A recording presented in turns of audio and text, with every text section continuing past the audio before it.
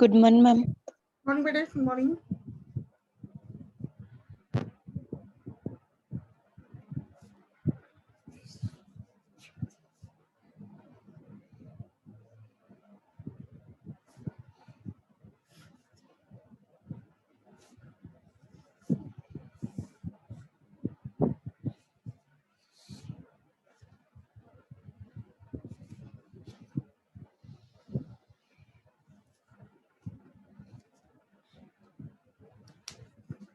अभी करते हैं अपन प्रैक्टिकल की क्लास स्टार्ट। जूलॉजी में चल रही है प्रैक्टिकल की क्लास सृष्टि?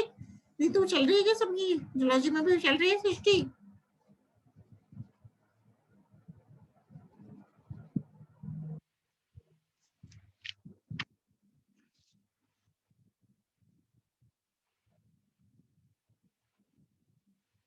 मनीषा, संध्या, ज्योति सेन, नीतू बागड़ी, सृष्टि। 9:40 हो गया, 5 जने आए हो अभी तक। देख लेते हैं अभी 6 जने जो आएगा उनकी अटेंडेंस लगाएंगे।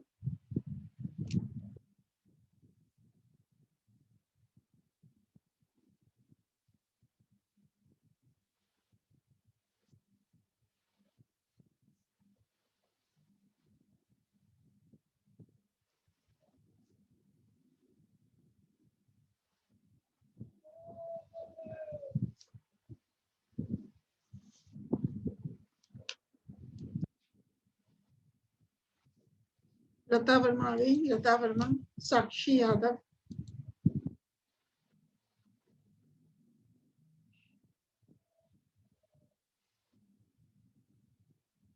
साक्षी यादव, लता वर्मा, साक्षी यादव,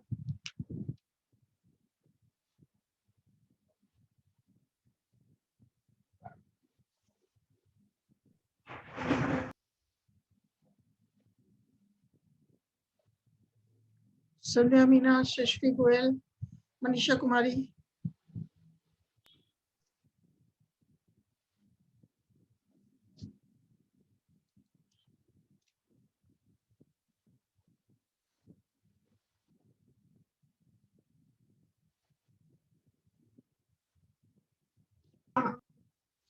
पूजा कुमावत,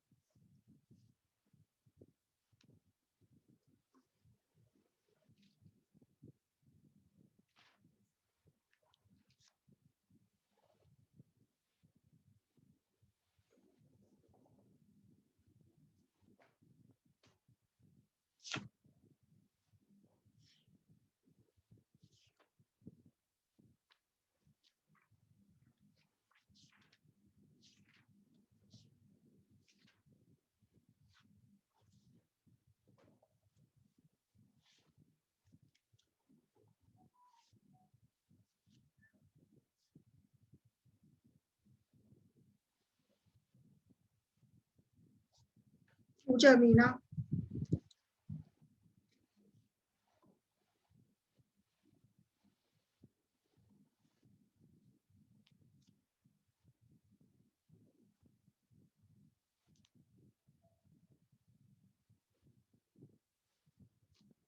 अंजलि जलवानिया, अंजलि जलवानिया,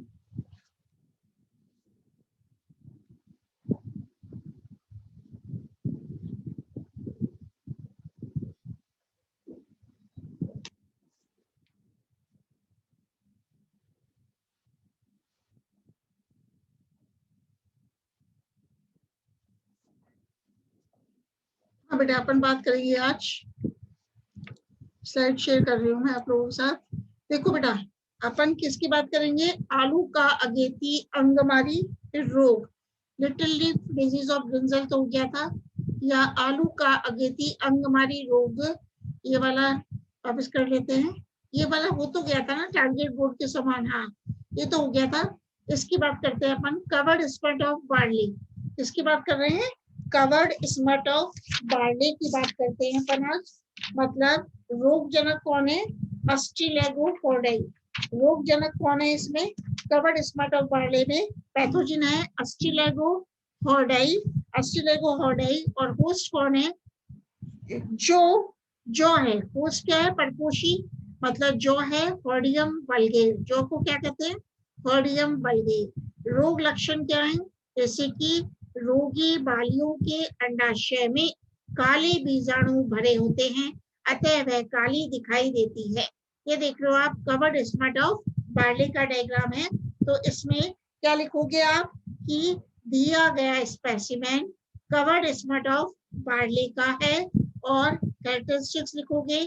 यह सिस्टमेटिक रोग है, या ये सिस्टमिक रोग है जो रोगजनक पैथोजन एस्टिलेगोफोर्डाई नामक कवक के द्वारा होता है। कवक द्वारा होता है।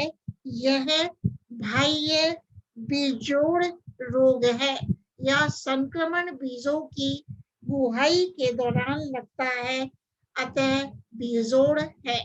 तो पादप की वृद्धि के साथ पैथोजन के तंतु अंडाशय में इकट्ठा होकर काले कंड पिंड क्लैमाइडोस्पोर्स, क्लैमाइडो बीजाणु बनाते हैं। ये देख लो, आपको स्पोर्स दिख रहा है डायग्राम में। इसमें क्या है?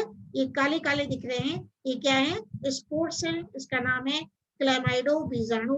तो जैसे ही पादप की वृद्धि के साथ रोगजनक पैथोजन के तंतु अंडाशय में इकट्ठा होकर काले कंड पिंड, काले कंड पिंड क्लैमाइडो बीजाणु बनाते हैं। तो पुष्पक्रम की सभी पुष्पीय संरचनाएं नष्ट हो जाती हैं, और कंड कंड पिंड कड़े चमकदार सफेद आवरण से घिरे रहते हैं, अतः यह रोग आवृत कंड कहलाता है, मतलब कवर्ड स्पॉट कहलाता है। क्योंकि जो कंड पिंड चमकदार सफेद आवरण से घिरे रहते हैं, और रोगी बाली के अंडाशय में काले क्लैमाइडो बीजाणु भरे रहते हैं। तो ये देख लो आप, रोगी बाली है। इन्फ्लोरेसेंस कैसा है ये दिखाया गया है। ये संक्रमित बाली है, जिसमें कि संक्रमिती सीड्स है। तो रोगी बाली के अंडाशय में काले क्लैमाइडो बीजाणु भरे रहते हैं, तथा सभी जौ के दाने काले कंड सोरस में रूपांतरित हो जाते हैं। अब संक्रमित बीज स्वस्थ बीजों के साथ गुहाई के दौरान इनको संक्रमित करते हैं।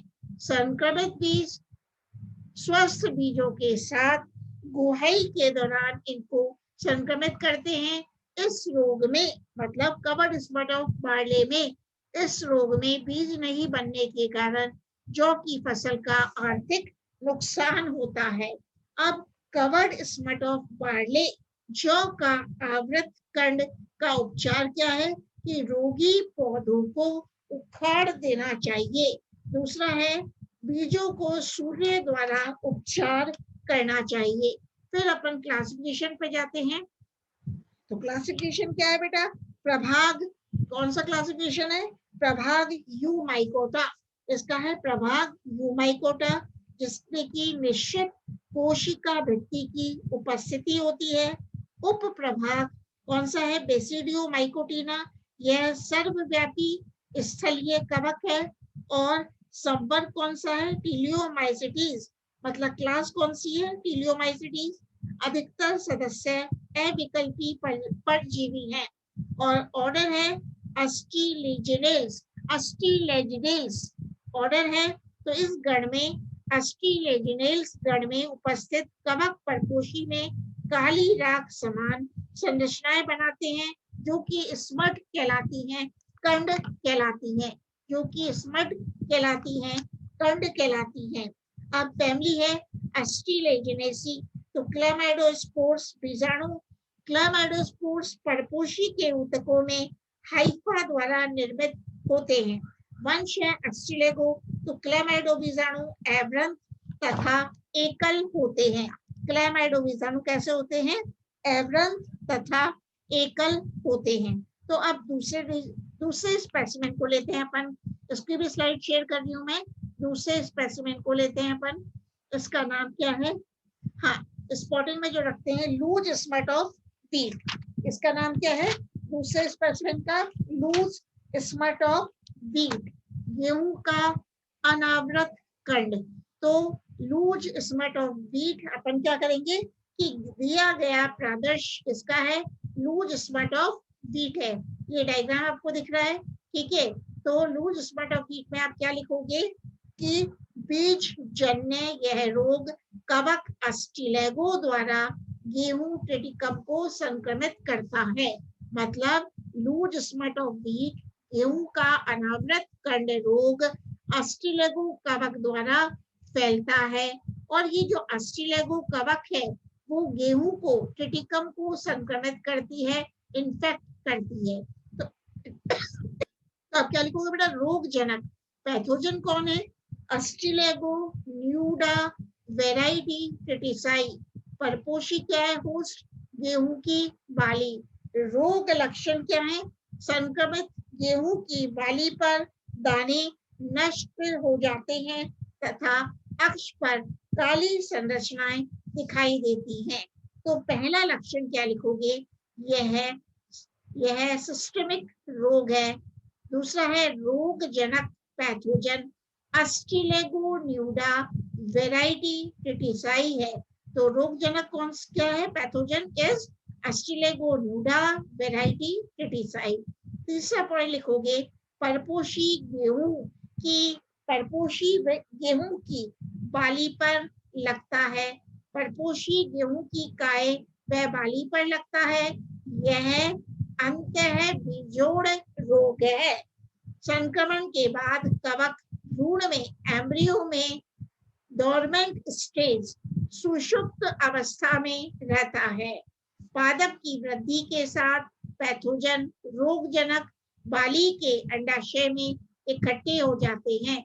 जैसे ही बेटा प्लांट ग्रो करता है तो जो पैथोजन है अस्टिलेगो वो बाली के मतलब ईयर के इन्फ्लोरेसेंस के अंडाशय में ओवरी में इकट्ठा हो जाते हैं और रोग बाली के शूक के अतिरिक्त सभी भाग काले राख समान क्लेमाइडोस्पोर्स में क्लेमाइडो बीजाणु में बदल जाते हैं। तो आप देख रहे हो गोल गोल है, क्लेमाइडोस्पोर्स में बदल जाते हैं।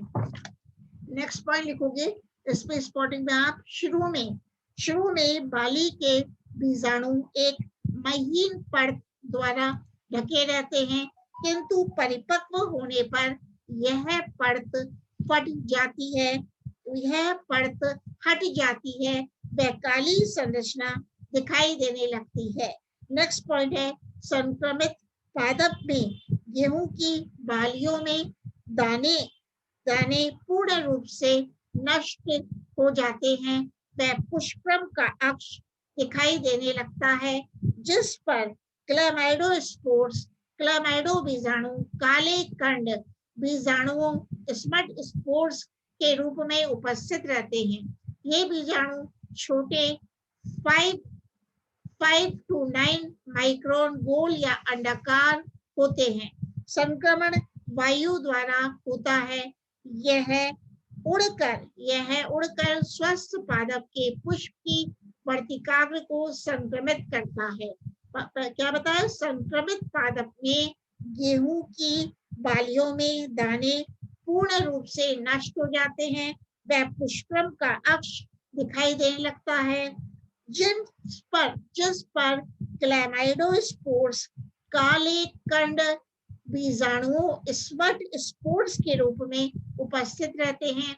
ये बीजाणु छोटे 5:9 माइक्रोन गोल या अंडाकार होते हैं। ठीक है, तो ये हो गया अपना लूज स्मट ऑफ व्हीट। और अपन ने क्या बताया? कवर्ड स्मट ऑफ बार्ले का भी अध्ययन अपन ने किया। ठीक है, अब इसका अपन क्या करेंगे, इसका येलो वेन मोजाइक ऑफ भिंडी, मतलब इसमें आप क्या लिखोगे, दिया गया प्रदर्श से मतलब क्या है, दिया गया स्पेसिमेन भिंडी की पीत शिरा मोजेक का है। तो अपन इसको करेंगे, भिंडी का पीत शिरा मोजेक रोग, yellow vein mosaic disease of Abel मॉस्कस को क्या बोलेंगे, भिंडी। तो अपन लिखेंगे, ये जो चित्र है ये अपन जब देखेंगे तो ये क्या बता रहा है, yellow vein mosaic of Abel मॉस्कस भिंडी। तो दिया गया स्पेसिमेन, दिया गया प्रदर्श भिंडी की पीत शिरा मोजेक का है। तो रोगजनक बेटा इसमें क्या है, ये है हिबिस्कस वायरस 1। ये किसके द्वारा फैलता है, yellow vein mosaic disease, hibiscus virus 1 pathogen है और परपोषी है भिंडी। होस्ट क्या है, एबेल मॉस्कस, ये होस्ट है एबेल मॉस्कस एस्क्यूलेंटस। और रोग लक्षण क्या है, पत्तियों पर शिराएं मोटी व चमकीली पीली हो जाती हैं। तो अपन बात करते हैं रोगजनक पैथोजन, भिंडी मोजेक वायरस 1 है। यह वायरस कौन सा वायरस, यह वायरस हिबिस्कस वायरस 1 भिंडी पर पीली नाड़ी रोग उत्पन्न करता है, जिसमें शिराएं मोटी हो जाती हैं व उन पर जाल स्पष्ट दिखाई देता है। ये देख रहे हो, येलो वेन मोजेक और भिंडी है, भिंडी की संक्रमित लीफ है, इन्फेक्टेड लीफ है। तो शिराएं कैसी हैं, जब संक्रमित होती है पत्ती, भिंडी की पत्ती लीफ, तो जो वेन्स हैं, शिराएं हैं, मोटी हो जाती हैं और एक जाल स्पष्ट दिखाई देता है। ठीक है, अब अपन देखेंगे संक्रमण के दौरान पत्तियों की शिराएं पीली पड़ जाती हैं तथा कुछ समय बाद वहां से उनका हरा रंग हट जाता है। नेक्स्ट है परिपक्व पर्ण पीली सफेद दिखाई देती है। नेक्स्ट पॉइंट है नई पर्ण छोटी होती है, पौधा आकार में छोटा होता है व पुष्प कम या नहीं, फल छोटे बड़े या विकृत हो जाते हैं। संक्रमण सफेद मक्खी बेमेसिया बेकाई के द्वारा भी होता है, वायरस में आरएनए पाया जाता है। अब इस येलो वेन मोजेक डिजीज भिंडी का पीत शिरा मोजेक रोग का उपचार कैसे करेंगे कि उग्र संक्रमित पर्णों को जला देना चाहिए। जो भी इन्फेक्टेड लीव है, जो भी सीवियरली इन्फेक्टेड लीव्स हैं भिंडी की, उनको जला देना चाहिए।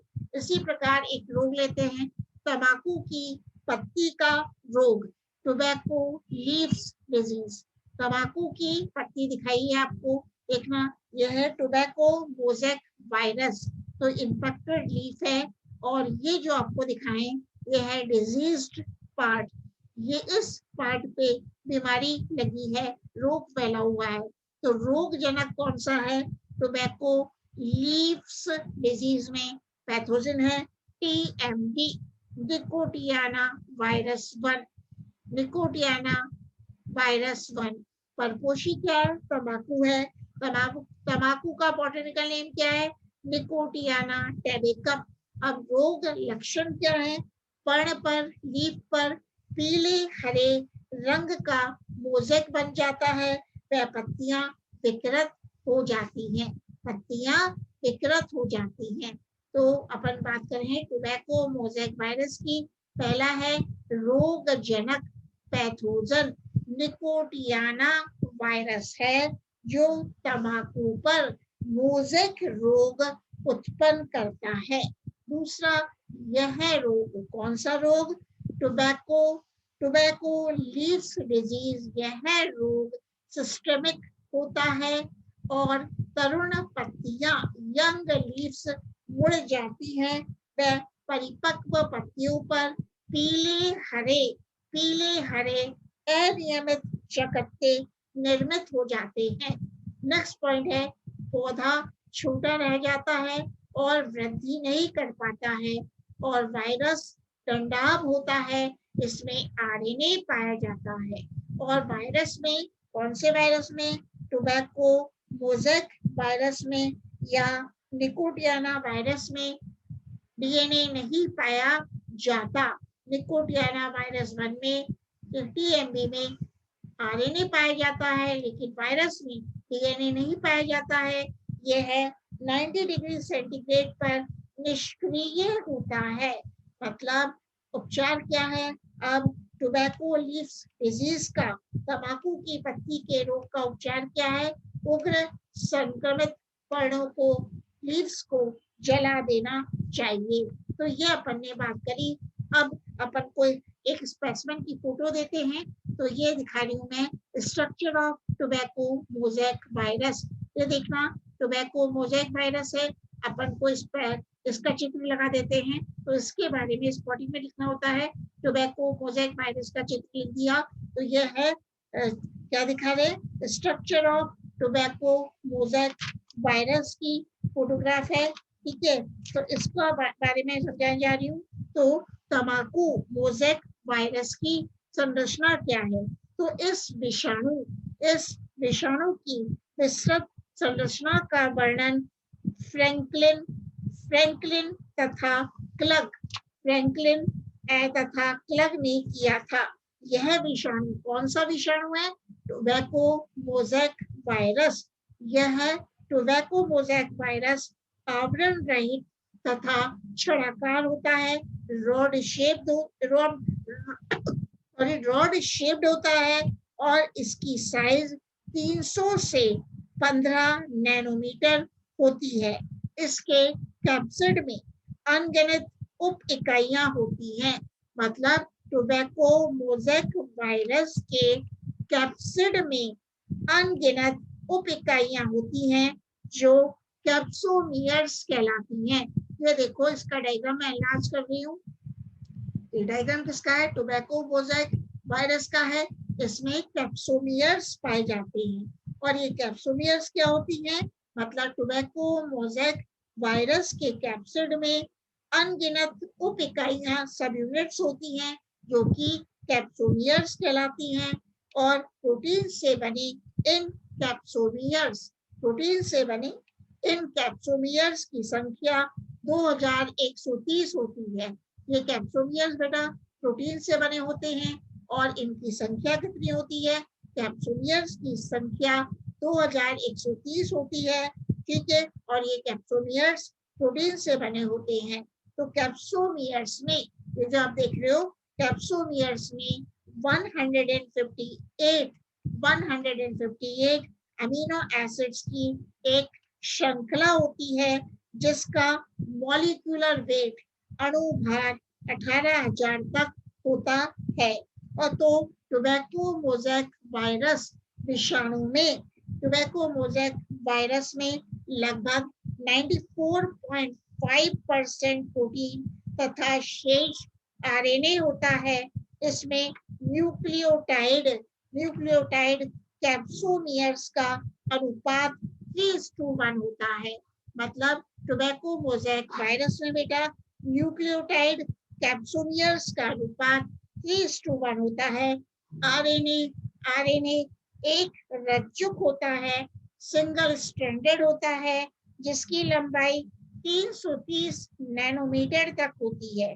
तो आरएनए में, टोबैको मोज़ेक वायरस के आरएनए में 7300 के करीब न्यूक्लियोटाइड्स पाए जाते हैं, जिनका अणुभार, जिनका मॉलिक्यूलर वेट 2.4 लाख होता है।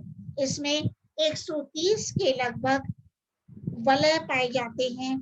इसको निष्क्रिय करने के लिए, मतलब बेटा टोबैको मोज़ेक वायरस को निष्क्रिय करने के लिए इसे 90 डिग्री सेंटीग्रेड पर 10 मिनट तक रखना होता है। तो अगर ये डायग्राम देते हैं स्पेसिमेंस में, तो मेन पॉइंट बेटा क्या लिखोगे कि यह डायग्राम किसका है? ये टोबैको मोज़ेक वायरस का है। और यह विषाणु टोबैको मोज़ेक वायरस आवरण रहित होता है, वह छड़ाकार होता है और इसमें कैप्सिड्स, इसके कैप्सिड में टोबैको मोज़ेक वायरस के कैप्सिड में उपइकाइयां होती हैं जो कैप्सुलियर्स कहलाती हैं और ये कैप्सुलियर्स प्रोटीन्स की बनी हुई होती है और इन कैप्सुलियर्स की संख्या 2130 होती है और कैप्सुलियर्स में इन जो कैप्सुलियर्स जो प्रोटीन के बने होते हैं कैप्सुलियर्स में 158 अमीनो एसिड्स की एक श्रृंखला होती है। ठीक है, ये पॉइंट लिख लोगे। और टोबैको मोज़ेक वायरस में जो आरएनए है मतलब एक रज्जुक होता है, सिंगल स्ट्रैंडेड होता है और इसकी लंबाई 330 नैनोमीटर तक होती है। तो ये रही आज के प्रैक्टिकल की बात। अब है स्ट्रक्चर ऑफ बैक्टीरियोफेज की बात कर लेते हैं कि जीवाणु भोजी की संरचना कैसे होती है। तो ये देखो बेटा, ये जो डायग्राम है जीवाणु भोजी का है। तो अगर ये अपन को चित्र आता है कि जीवाणु भोजी की संरचना मतलब स्ट्रक्चर ऑफ बैक्टीरियोफेज में आप क्या लिखोगे जीवाणु भोजी की संरचना में।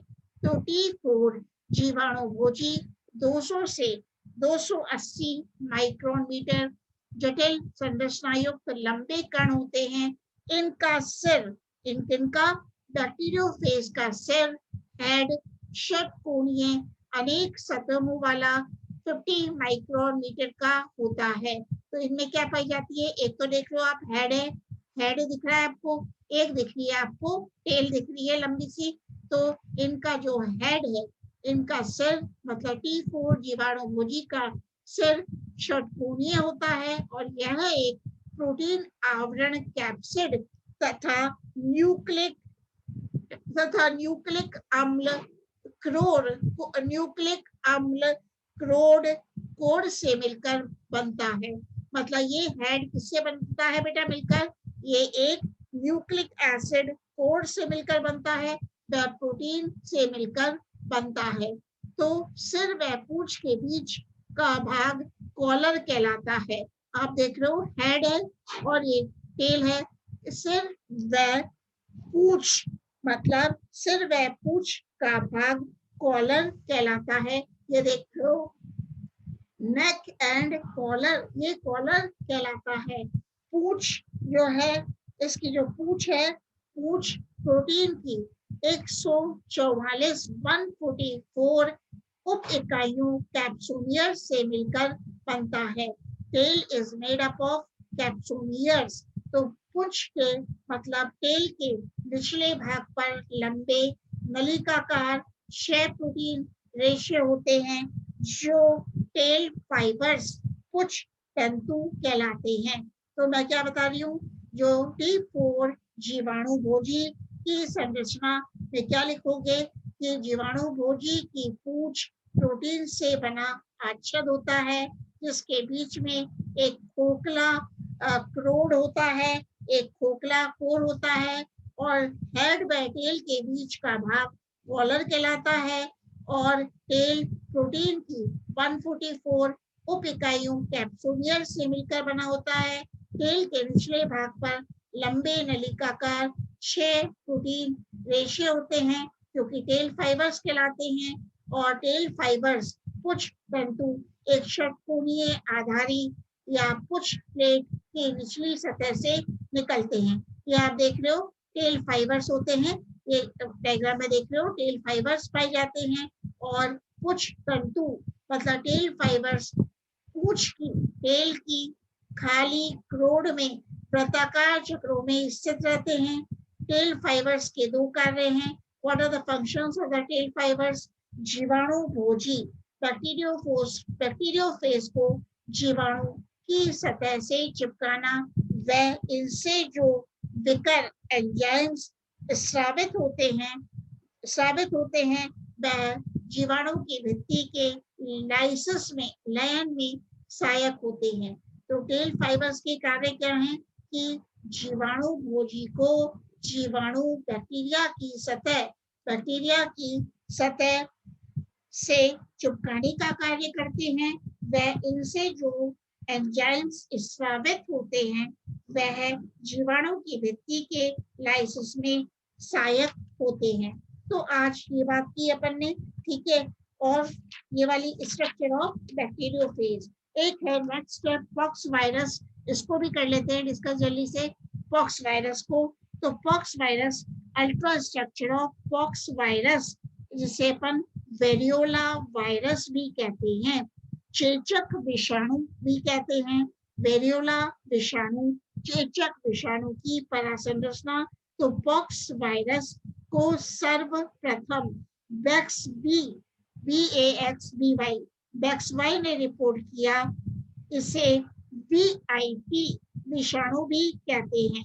यह आवरण युक्त जटिल सममित कीट आकार विषाणु होता है।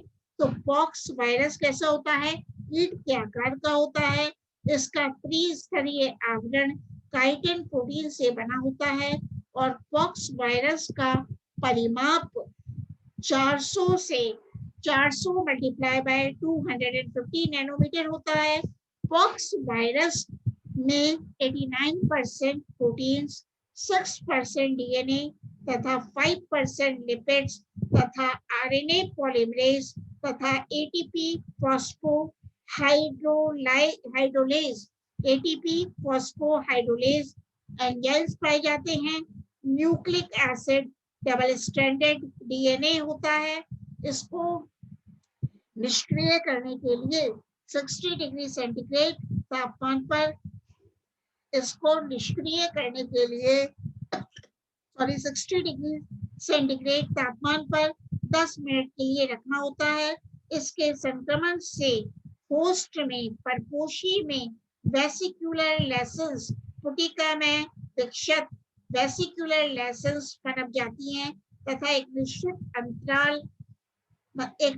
अंतराल में बुखार आता रहता है।